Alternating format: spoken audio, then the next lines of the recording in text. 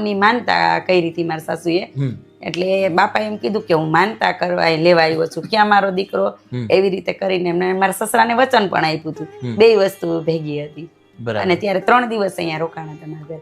આ જગ્યા જે છે ત્યાં બાપાએ ભોજન લીધું હતું અને નીચેનો રૂમ છે ત્યાં આખી રાત ભજન કર્યા હતા બાપાએ. બરાબર છે.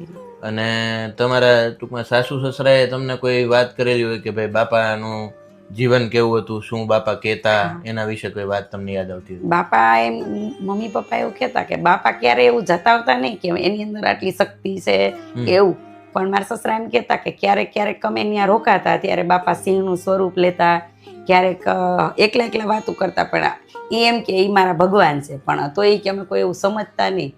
ટૂંકમાં જીવન ચરિત્ર ઘણું બતાવતા, પણ મારા સસરા એવું બોલતા કે અમને એવું સમજાતું નહીં કે આ ખરેખર ભગવાન છે એવી રીતે. બરાબર છે. જયારે એનું નિર્માણ થયું ને પછી આ વસ્તુ બહાર આવી કે ભાઈ આ તો ભગવાન હતા. બાકી 12 વર્ષ સુધી ફર્યા ત્યાં સુધી કોઈ એવો અહેસાસ જ ન થયો કે આ ભગવાન છે એવી રીતે. જયપાલભાઈ, અત્યારે આપણે જે બેઠા છીએ આ જે જગ્યા છે એમાં પાછળ આ જે બંડી છે બાપાની, એ કઈ રીતે ટૂંકમાં તમારા પિતાને પ્રસાદીમાં આપેલી? પ્રસાદી રૂપી, હા. બરાબર. તો ત્યારે શું કીધેલું બાપાએ? તું બગદાણા આવ, મારે તને એક વસ્તુ આપી છે.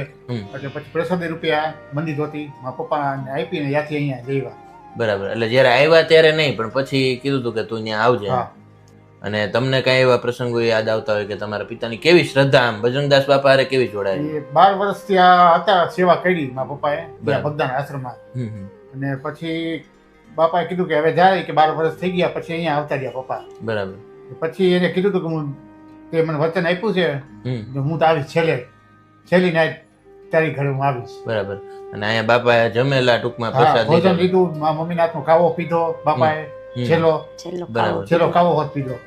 અને પછી એમનું નિર્વાણ થોડા દિવસોમાં ના નહીં, બીજે દિવસે છેલ્લી અહીંયા રાત્રે 2:30 વાગે પહોંચ્યા હતા. રાત્રે 2:30 વાગે, સવારે ભજન આખી રાત હતા, સવારે અહીંથી નીકળી ગયા બાપા, ત્યાં દેહ છોડી દીધો બગદાણા. બીજે દિવસે બરાબર. એટલે અને તે રેડિયો હતો જૂનવાની, રેડિયોમાં બોલ્યા કે બાપા સીતારામ વયા ગયા.